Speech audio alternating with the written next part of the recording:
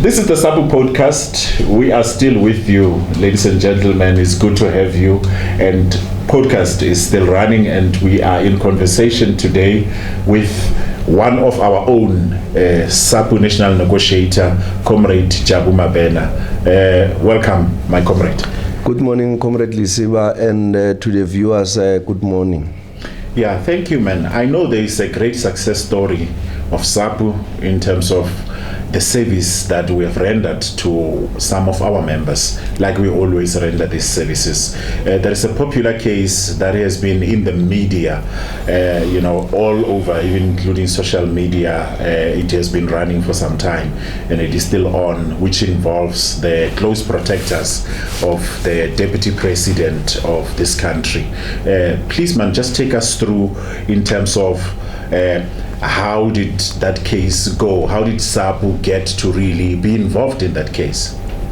Thank you, Comrade Lisiba. In essence, to give the story behind the whole in and outs of the case is to say the case have ran for 18 months before SAPU can be introduced on the case. But I will give the following background to say that there were 14 set down notices, or the case set for 18 times. Sure.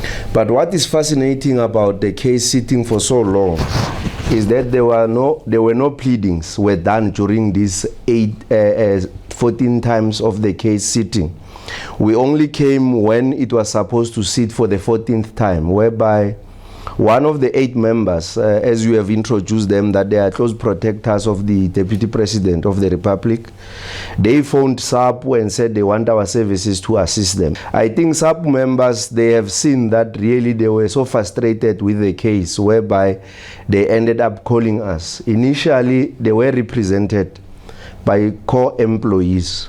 So at each and every time whereby the case was supposed to sit, they were supposed to be ferried through the flight from different provinces to come and sit for the case, only to find that later on, employer brings an application to say the employees cannot be represented by one of the core employees that was a full colonel that was coming from the Western Cape. So then the application was said to say, but the full colonel is a manager that can really not be becoming the representative of the members. Then it was done to say the colonel must stop coming to represent the employees. Now the employees were left with one captain that was coming from KZN. By the way, we should be also overemphasizing the issue whereby we talk about the issue of cost containment. When you will allow the representative from different provinces to come and represent the members being flew in 13 times without any success or any progress until the members had to plead guilty or not guilty, then the case can hit the ground running. It never happened. They proceeded with the case, but they also came with a postponement to say they are postponing the case because it's only now a new rep is in place. That Comrade Lisiba was already in October the following year. As much as the case is as back as 2023, it was still on and on until this time of October 2024, I'm sorry.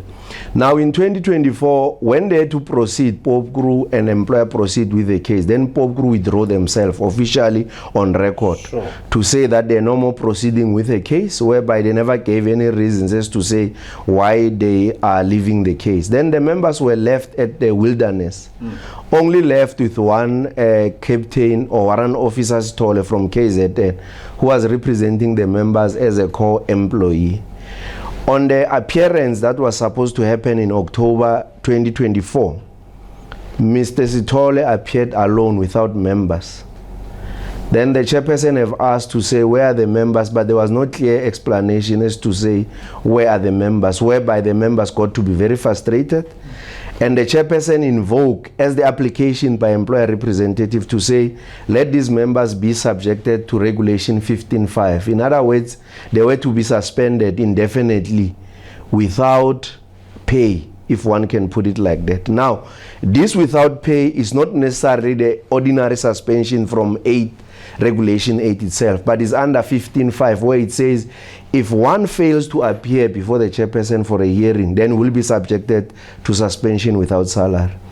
Comrade Lisiba, as then they become aware that they are subjected, their members are subjected, then came the colonel from the Western Cape to come and want to reconvene, because the regulation says you have to reconvene within 30 days.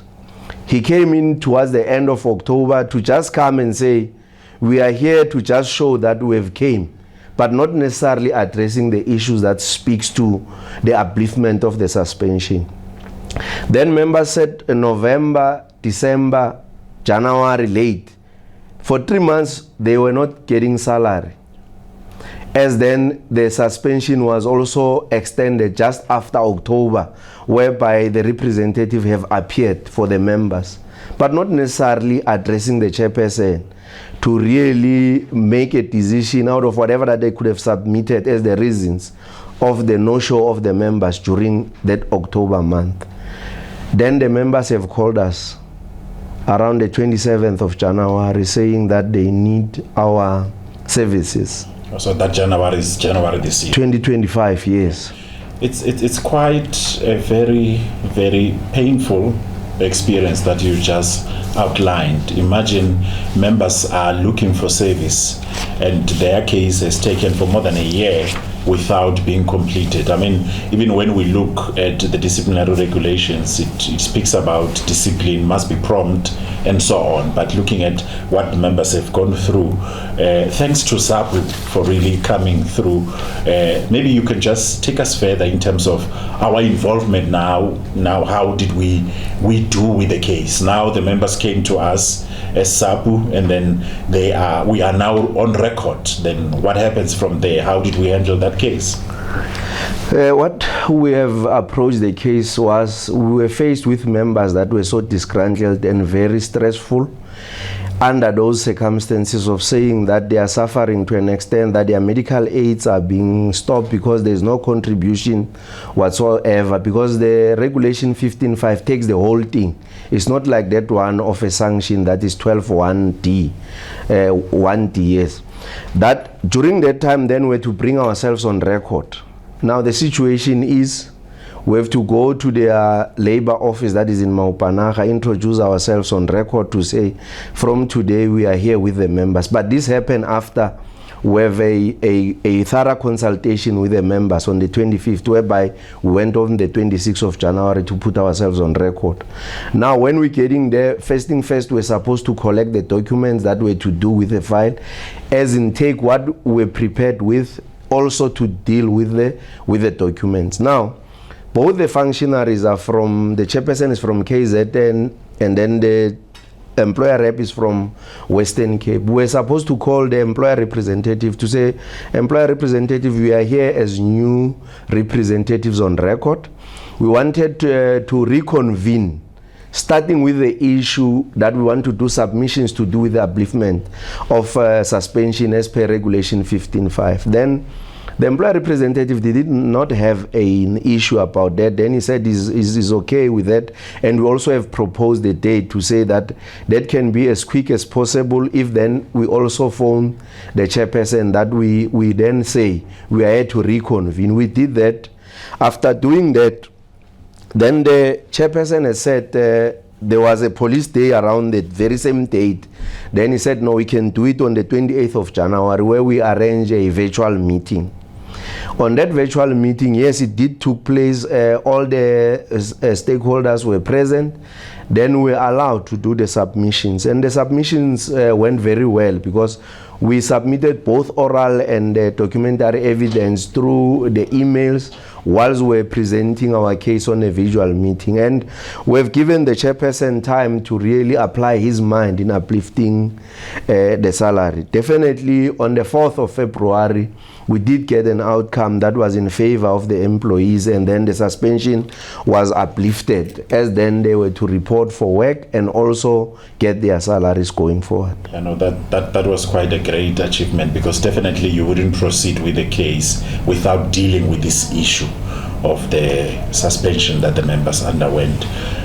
Maybe just take us through now in the case, and even how was the case? I mean, the representation that was given by SAPU, and as you are the representative of SAPU who represented the members now in dealing with the allegations that were labeled against the members, how was it, and how did you really tackle that, knowing very well in terms of the skill that you are skillful and so on, just to take us through that? I think as SAPU, as much as we have said, we have collected documents, studied documents, and see what was needed. And at first, we just wanted to first deal with the frustration of the members, that we couldn't have allowed a further undue delay of the case. What was advised is to say, let's have two representatives from SAPU, in that if one is committed, then the other one can proceed with the case, that we're not going to have any postponement vis-a-vis all 14 postponements that have happened previously. Then we're to start with the case. In fact, on the very same date where we addressed the issue of the suspension, we have also agreed as parties to say that we are setting the case down for 17 and 18 March for plea and trial, as then we're ready. We're saying that we will be ready on the set date, and then we're going to proceed. So it happened so that we studied the documents, consulted with the members, then we're ready for the 17th and the 18th of March. And it happened that we've appeared on the very same day. The charges were read to the employees for a very first time after 18 months of the delay of the case since it started in 2023. Now, what we have approached the case about is we have raised points in limine, as the procedure will allow us to do that. After, in conclusion of the charges read, in total there were 23 charges that were faced by the employees, in that being 6 of them having 5 charges per employee and 2 having 2 charges per employee. Now, saying that 23 charges, in meaning that the differentiation of charges ranging from regulation 5.4 and regulation 5.3. Now, Comrade Liziba will also know we have 2 regulations. That's regulation 8 that speaks about serious misconduct. Then there's regulation 9 that speaks about expeditious. So one cannot speak about 2 regulations in one line. That was a point of departure, to say why now the hearing is going to be treated according to regulation 8. That is a normal procedure that speaks about serious misconduct. Initially, it was said to be regulation 9. But then the employer decided to make it regulation 8. In the end of the day of the reconfiguration of the case, it was supposed to also make other 5.4 cases to fall, charges to fall away, of which that was a point of departure for us to make an application to get those charges being removed. And our application was successful, because it is very clear to say regulation 9 really is not going to allow us to follow. In fact, they call it a regulation 9 procedure, if one can put it like that, where mostly it will be a brigadier that is appointed to deal with the matter, whereby there won't be an employer representative. Then we proceeded. We also have called the investigating officer, and we have to really put this as a predicament on all the cases that will be faced with, whereby there will be a confusion. Our regulation dictates the terms to say, if there will be any investigation, there should be a complainant, as per regulation 6.2a. It says if there is any complaint from any other person, the supervisor is expected to initiate an investigation, of which the investigation is the one that's going to determine if the members are going to be charged or not. From the beginning of the charge until to the last tip of the case, there was no a complainant that was presented before the hearing to give evidence, of which it's amazing. Secondly is that we also summoned the investigating officer to really come and explain to the chairperson, whereby regulation 4M does not allow to bring any other investigation into a disciplinary hearing. In essence, it says disciplinary hearing investigation should be done independently from any other investigation. Now, when we talk about investigation, we do not talk about evidence. both the criminal and departmental, they can share the same evidence. But the investigation should be done, because at the criminal is about reasonable doubt, at departmental is about probabilities, if one can put it like that. So in us calling the IO to the matter, because the IO have made it very clear to say he never put in the documents, moreover, to do with the IPID investigation. We should also be reminded to say IPID is a watchdog of the police, whereby it does recommendations to the police about the conduct of the members. But it still remains to be a thin line of understanding to say IPID themselves, can they be complainants or not being complainants? But we also made our application to say we cannot be including IPID recommendation inside the departmental. If he's here as an IO that says I did my investigation, but I did not include the IPID investigation into my report or the finding. Now, is expected of the IO in conclusion of his investigation to state if there's a prima facie case or no prima facie case. Now, what also came to our surprise is to say an IO brings 5.3 and 5.4 at the same time, in that those are his recommendation of saying that there is a case that employees need to answer to. Then it proceeded. Then it's supposed to go to employer rep that's supposed to charge. When the employer rep gets into the case, we were under impression that the employer representative is the one that have put the IPID documents into the case, only to find that the PPS or PPS labor office is the one that have included the documents of IPID inside the very same disciplinary case. And that was also compelling us to say we cannot deal by hearsay. Hence we have called the coordinator in the Office of Labor, where when he came into the case, he considered to be the one who have included the document inside the very same disciplinary file. Then we also did an application in that regard to say, Chairperson, we cannot proceed with something that never formed part of the investigation initially.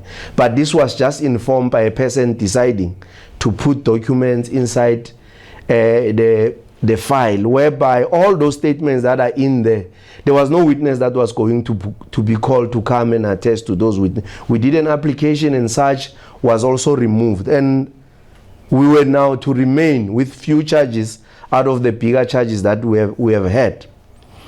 And furthermore, it now becomes a challenge where you find the Office of Labor, whereby is expected as an administrator to be a neutral body, to just assist in making that the administration of the whole case goes accordingly. But when further and want to assume the duties of the IO by putting putting questionable evidence inside, the docket, whereby we're also going to say, how did you obtain these documents and end up putting the documents whereby you were not part of the investigation towards the very same case?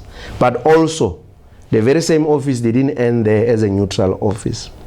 Initially, as I have quoted Regulation 628, says the supervisor, after the complaint or whatever that they've received as a section, now I'm talking about PPS, Presidential Protection Services, the supervisor, that is Major General Riode, initially had ordered an investigation to 4 close protectors. Now what becomes now contrary to the proceedings? The very same Office of Labor went as far as going to the Divisional Commissioner to ask the Divisional Commissioner to add another 4 members. Now the problem comes here. When the case is done and dusted to the part of us as representative, even employer representative, the chairperson giving a sanction, the very same sanction goes to the very same Divisional Commissioner for it to be set aside or it to be confirmed.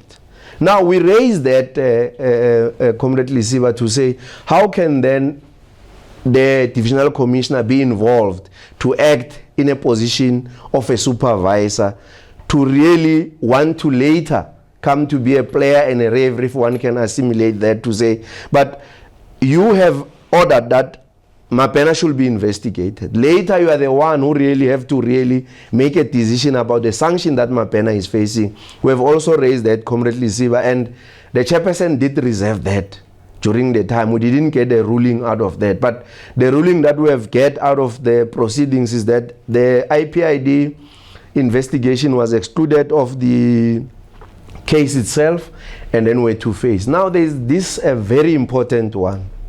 When you have to go and represent employees, in fairness, there is a time where you are served with documents by employer as per Regulation 8 that says, this is what I'm going to depend on during my time of discharging, or maybe placing my evidence before the chairperson about this. There is so-called a video that was set, that was never part and parcel of the documents that were presented to us. But during the hearing, already we have pleaded, and we could have raised that during our points in limine if we were aware that there was going to be a video that was going to be displayed during the hearing. Now, we were to really consult the law of evidence when it comes to the video for it to become and be played before us. The first one, it was to say that was new evidence that really we're not prepared ourselves. As the regulation, it's bound to be respected, and you share that information that you're going to rely in making sure that you bring the charges against us. Secondly, before we can even see the video, we were worried about the authenticity of the video itself, whereby we did such submissions. And us doing such submissions, the employer representative was not in a position to refute or dispute whatever that we were bringing as allegations, to say we really didn't receive the video with the package or the whole document of regulation. Secondly, such video, we do not believe that is authenticated in a way of it to really qualify to be accepted as an evidence. Then that video was also not accepted. The chairperson had made a ruling to say if we're not prepared of the video, really that was becoming unfair to us to say we really could not have defended something that we did not knew about. After all has been said and done, maybe take us through the conclusion of the case, the outcome actually, and also what is the status quo as we speak of today of that case, and those members who came to SAPU for assistance and SAPU gave them assistance in this regard. Comrade Lisiba, before we approach the conclusion, it will be very important to say in Regulation 5 of the very same regulations of SAPS 2016, it speaks about the issue of me being on duty. That's where we have to start.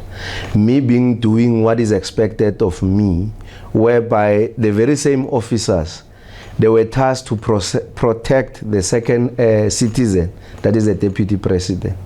As it happened, I think a lot of people have seen the last part of the video, whereby members have already bring the car to a standstill. It should be said, one employer called one witness that really was the driver of the very same blue polo, that it's very amazing to ask a military person, by the way, the driver is a military person, without a proper driver's license, and on the day considered is on record that they were drinking the very same morning. Also, beer bottles were found inside the vehicle, even some video clips showing when they were disposing such evidence from that blue polo. And the guy said he does not know the convoy of the deputy president. So on the day, he could have just passed drive any vehicle without noticing if it is. But the main fact is not about the principal, but also about other road users. They could also have been in an accident or even causing fatalities. But the members have done what they were expected to do in making sure that they move the vehicle out of the road, as then other motor vehicles they can also enjoy to use the road without getting to be involved in an accident. So now what was most important is that other witnesses, so-called witnesses, they didn't pitch up for the hearing, as IPID was the one that was really after these guys. These guys, they never wished to even open a case because they knew that they were at the wrong, driving under influence of alcohol in a very busy road that really can involve a lot of vehicles that they can be piled up on an accident, not also mentioning that that was going to involve the deputy president of the country in the very same accident. So the guys did what they were supposed to be doing, and they didn't get a cooperation from the driver, even the occupants in the vehicles, because they were all drunk, and there was one guy whom they went to Krugersdorp to celebrate his 21st birthday, that they were so drunk on the day. So the witness came, the other witnesses did not come, and that was the end of the case. In essence, we just have made an application because the very same witness, out of the employees, could not point it out to say, because one of the charges was to say they were assaulted, but he couldn't have pointed out to say out of these 8 guys who have really assaulted him.